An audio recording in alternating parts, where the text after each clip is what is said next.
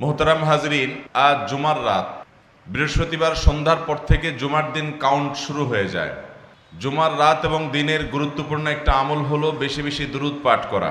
নবী করিম সাল্লাল্লাহু আলাইহি সাল্লাম বলেছেন, আকসিরু আলাইয়া মিনাস সালাতি মিন ইয়াউমিল জুমআতি ওয়া লাইলাতিল জুমআহ, অর্থাৎ জুমার দিন এবং জুমার রাত, হিজরি বর্ষ অনুপাতে রাত আগে আসে, সেই হিসাবে বৃহস্পতিবার সন্ধ্যা থেকেই জুমা শুরু হয়ে যায়।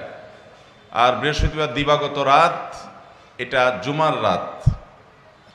তো নবী আলাইহিস সালাম বলেছেন, জুমার দিন এবং জুমার রাত, অর্থাৎ বৃহস্পতিবার দিবাগত রাত এবং জুমার দিন শুক্রবারের দিন, এই পুরো সময়টুকু তোমরা আমার প্রতি বেশি বেশি দুরূদ প্রেরণ করো। ফাইন্না সলাতাকুম মা'রুদাতুন আলাই, কারণ তোমরা যে দুরূদ আমার প্রতি প্রেরণ করো, এগুলো আল্লাহর ফেরেশতারা আমার কাছে নিবেদন করে, উপস্থাপন করে এবং বলে, হে আল্লাহর রাসূল, আপনার কাছে পৃথিবীর অমুক প্রান্ত থেকে অমুকের সন্তান অমুক দুরূদ প্রেরণ করেছে, এই দুরূদ, এই কোয়ালিটি। নবী সাল্লাল্লাহু আলাইহি সাল্লামের কাছে তার বিস্তারিত বিবরণ পেশ করা হয়ে থাকে।